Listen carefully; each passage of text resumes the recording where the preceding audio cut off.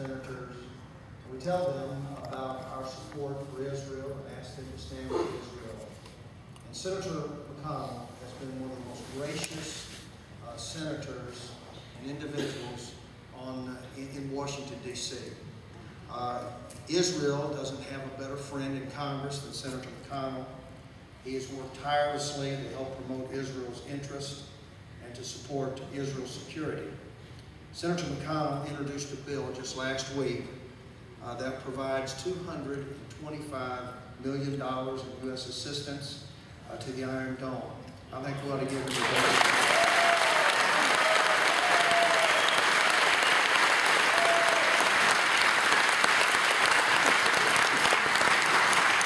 Senator McConnell has pushed for legislation to impose additional sanctions against Iran in the event that a final agreement regarding its nuclear program is not agreed to. And so tonight I want us to stand and I want us to welcome one of Israel's great friends, Senator Mitch McConnell. Let's give him a vote.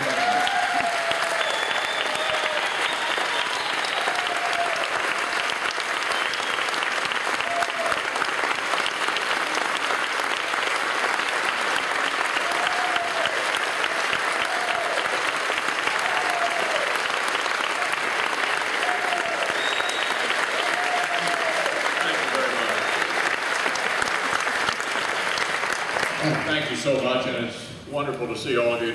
Be seated. Wonderful to see all of you here tonight. Pastor Bob, thank you for allowing us to be here. Becky, where are you? You ought to run for office. What an extraordinary presentation she made. It's wonderful to see Christians and Jews here tonight in support of Israel.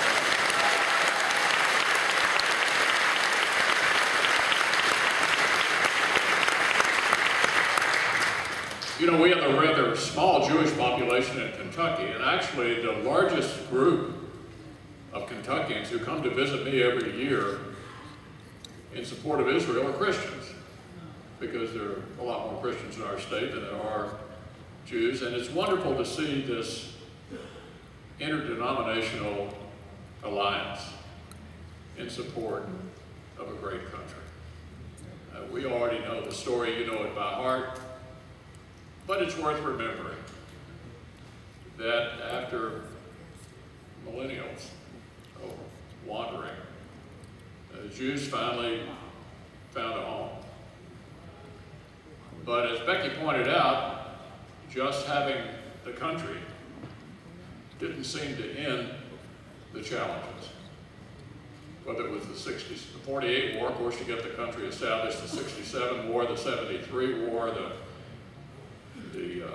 1982 war, the Intifada, on and on and on. It never seems to end. And I also tell my Israeli friends that I'm sympathetic with them, because the only entity, the only people in the world who get worse press than Republicans are Israelis.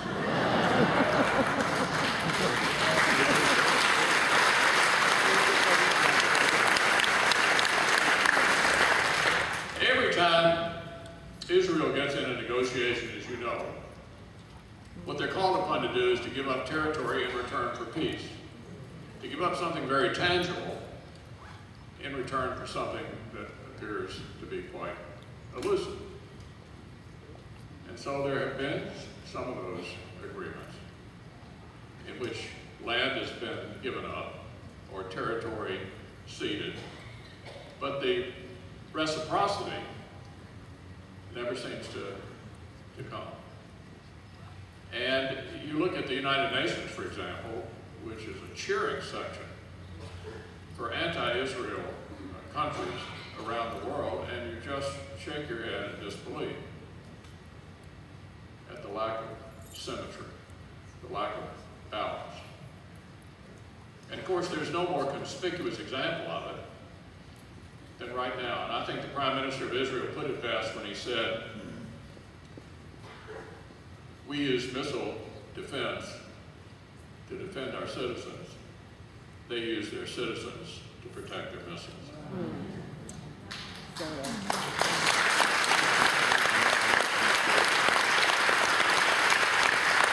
And the notion that the Israelis should be condemned for not refusing to just sort of sit there and take the assault incoming with no response is to me completely outrageous.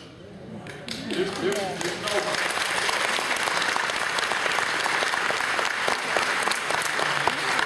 My friends, there's no moral equivalency here.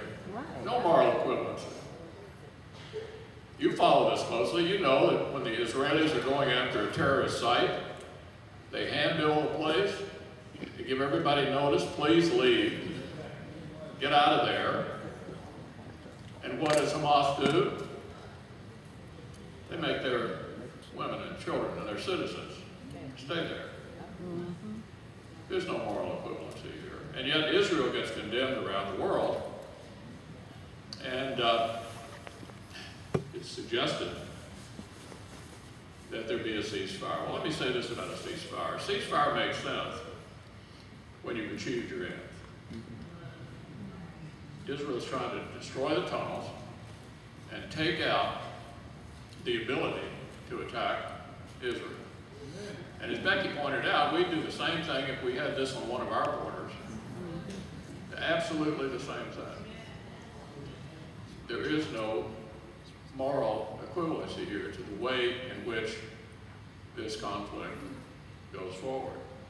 How did it happen in the first place? Well, Israel voluntarily left Gaza. Voluntarily left it. Left it to the Palestinians. They subsequently had an election and elected a terrorist group, Hamas. And this is what Israel got for basically ceding the territory over and saying, okay, you know, we're not going to stay in Gaza and supervise your behavior.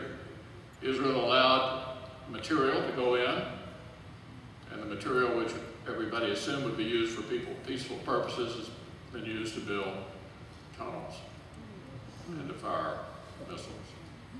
So the answer, my friend, is to stand with Israel during this conflict.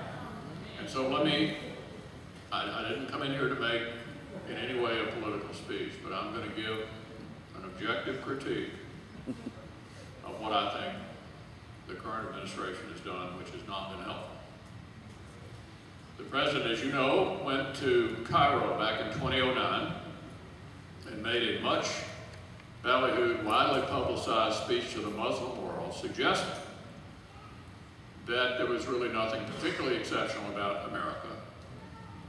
We were just sort of like everybody else. And if we just talk to each other more, things would get better. Well, I'm hard-pressed to think of a single place in the world 6 years later that things have gotten better. The message has been clear. We want to come home entirely. And there's a lot of sentiment for that in our country. We were certainly war-weary after the Iraq and Afghanistan wars. A lot of Americans had forgotten why we went there in the first place. We got attacked on 9/11 out of Afghanistan, and everybody in the world believed that Saddam Hussein had weapons of mass destruction. Not just us, but everybody believed it. And the resolution to go to war in Iraq was supported by people like Hillary Clinton and John Kerry. So it was a fairly bipartisan decision based upon what we thought at the time. The wars did go on for a long time. people came home who were hurt. Some people didn't come home at all, and it's understandable that America would become war weary. America didn't want to be in World War II.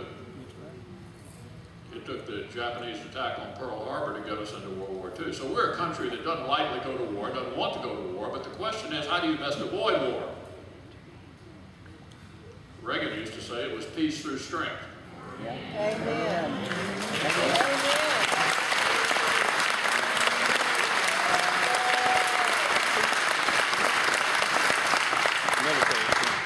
Conveying that you're coming home in a dangerous world is not a good message. It is not the same thing as advocating another full-scale war, because frequently America has influence in a lot of different ways. I'll give you an example. Vladimir Putin, looking at all of this, the talking, the endless talking over the Iran nuclear issue, which I'll get to in a minute, the decision basically not to help those who were opposing Bashar Assad in Syria when they could have won. Vladimir Putin looks at this and he says, and he believes, by the way, and said quite publicly that he thought the single biggest geopolitical mistake of the previous century was the breakup of the Soviet Union. We were cheering, of course, but he was not. And he says, well, I think I'll take Crimea. I think I'll take Crimea. Israel took Palestine. So we, he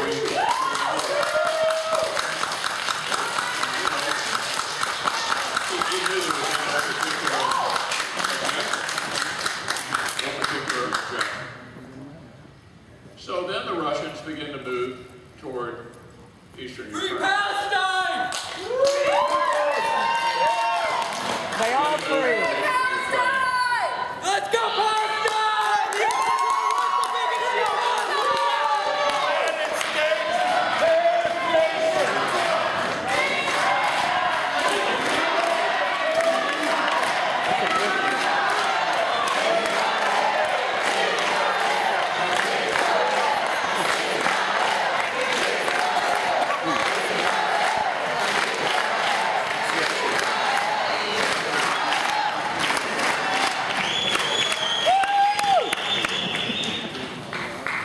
We've just witnessed an example of free speech in America.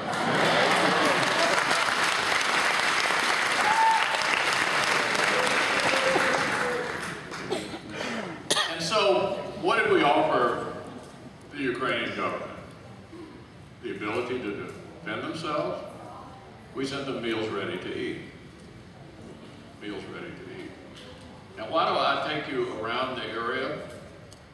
To make the point that America withdrawing from the rest of the world is not good for them and not good for us. You know, this is not just about our friends, the Israelis. It is also about us. And so, my view is that Secretary Kerry, for example, should not be trying to push the Prime Minister into making a bad deal.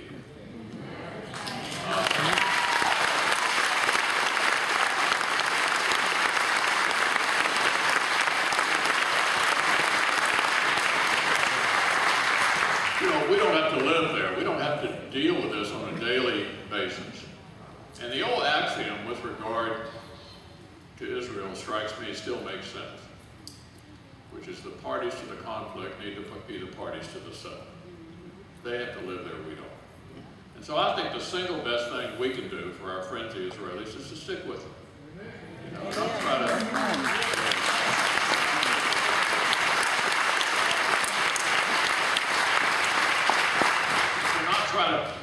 push them into an agreement that can't work for them, because they have to live there. They have to live there. The anti-Semitism seems to be on the rise. You know, in Europe, all of these countries are democracies, and I think those folks vote. And you've got European countries that are not as supportive of Israel as we are. So if you're Israel, you're sitting there in the only democracy in the Middle East, you're looking around and saying, who's on our side? They need to be able to think unequivocally the Americans are with them. Yeah.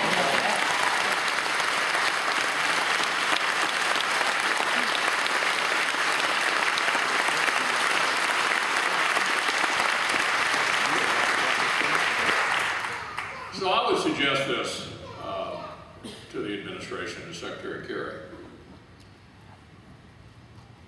Let Prime Minister Netanyahu and the Israel government know that we're not going to second guess their decisions. Amen. Bob mentioned that I offered the proposal for the Iron Dome funding. We were about to go out of session, and I was afraid it wasn't going to happen until we got back in session 5 weeks from now, and this war's going on now. Mm-hmm. And I sort of forced it onto the floor of the Senate. Not that people weren't in favor of it, but I was afraid it might not come up at all. And it did. And so the $225 million went to the Israelis.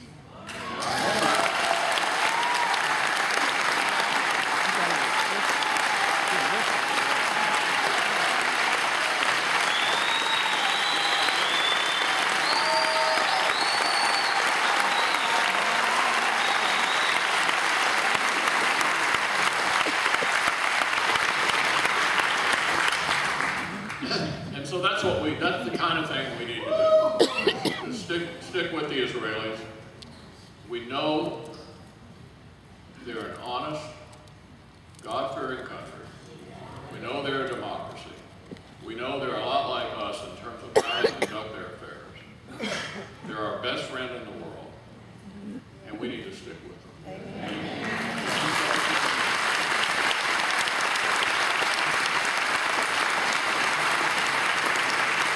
Let me close with this. You've probably seen the surveys, the poll data in America.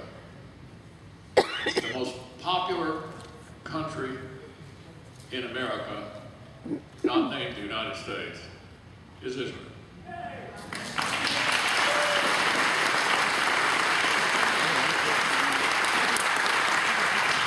That couldn't be because of the size of the American Jewish population, right?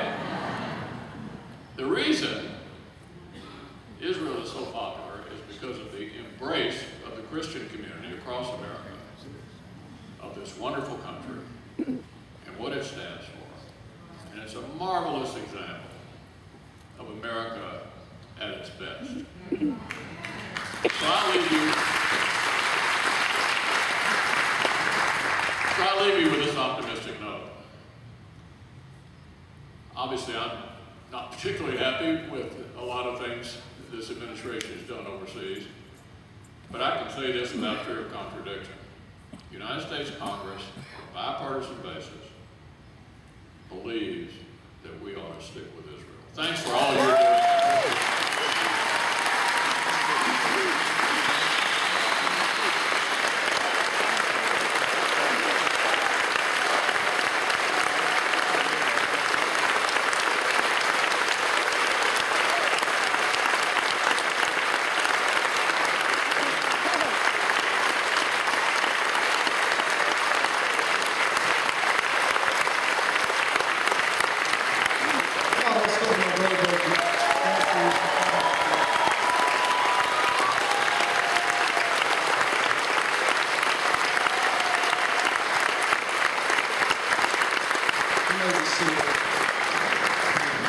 Senator and his wife are going to be in the back, and you'll have an opportunity to shake their hand and also take pictures. We will have a professional photographer that will take pictures.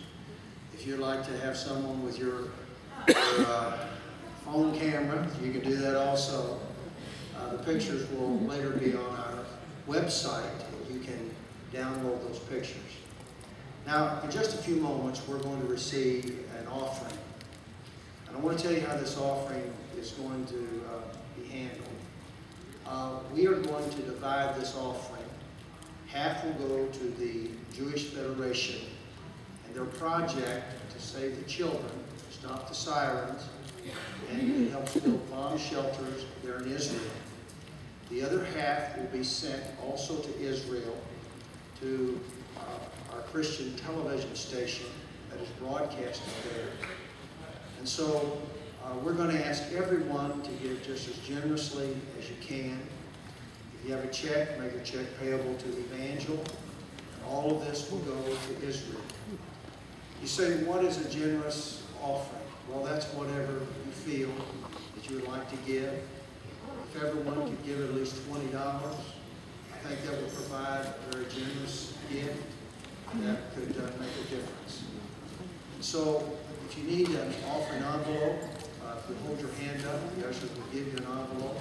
And you can also make a check to Evangel. We'll not be having questions at this time, sir. You can be seated. No, sir, none at this time. Thank you.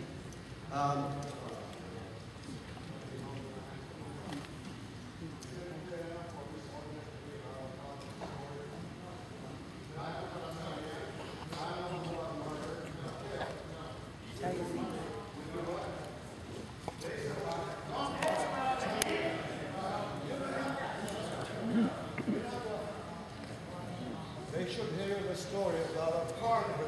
As we, those in our audience, they should ask for that. as we enjoy this time together, What do you think? Look, he's getting I also want to say that we have a gift for the Federation and a gift for Senator McConnell. It's a beautiful Jerusalem stone with a painting of the Western Wall on it, and we'll present that at the conclusion.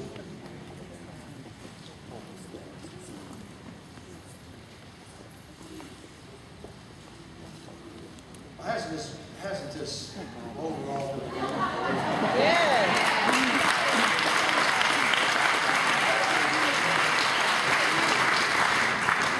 No one's going to sleep here tonight. It's been exciting. Some of my services, people are very rested when they leave.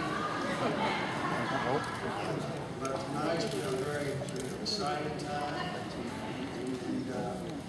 And I praise God. Amen? Praise the Lord. I'm going to ask Don Peterson. He's going to be coming. He's going to be singing the song Jerusalem. It's one of my favorite songs. And ushers, I would like for you to come at this time as we receive the offering. Would you bow your heads in a moment of prayer? Heavenly Father, we just thank you for this wonderful night. A night that we can stand with Israel. And I pray, Lord, your protection upon the land of Israel. We pray for the innocent Palestinians and for the children. We pray for the protection to come. We come against the terrorists. We bind them. We rebuke them. We loose angels of legend to fight against them. Lord, protect your land. Protect your land for the glory of God. And everyone said, amen. God bless you as you give tonight.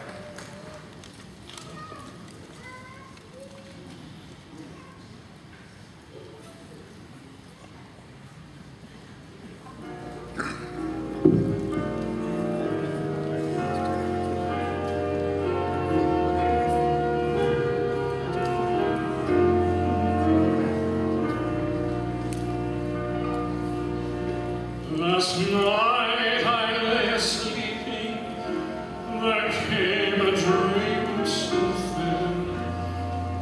I stood in old Jerusalem, beside the temple there. I heard the children sing, and ever as they sang, methought the voice of angels from heaven.